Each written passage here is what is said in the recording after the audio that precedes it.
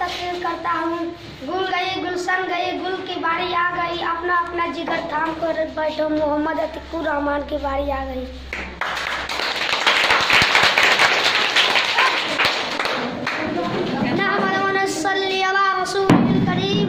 अम्मा बाद फ़अऊज़ु बिल्लाहि मिनश शैतानिर रजीम, बिस्मिल्लाहिर रहमानिर रहीम।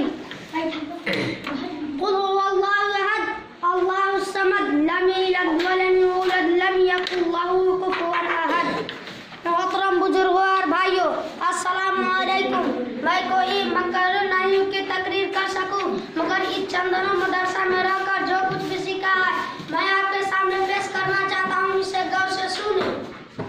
मैंने अभी आपके सामने कुरान पाक की एक सूरत की तिलावत की है। इसका मतलब कहूँ कि है नबी सल्लल्लाहु अलैहि वसल्लम का जो अल्लाह है, अल्लाह बुनियाद है, इसने ना किसी को जाना और ना जानेगा, और कोई इसका अंशर नहीं।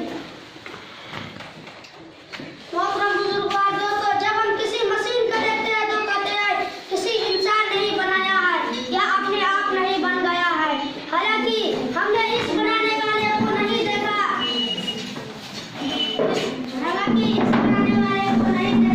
इसी तरह या चांद या सूरज या जमीन या आसमान या नदियाँ या पहाड़, सब पहाड़ किसी ने ही बनाया है, किसी ने ही बनाया है, हालांकि हमको इस बनाने वाला दिखाई नहीं दे रहा है।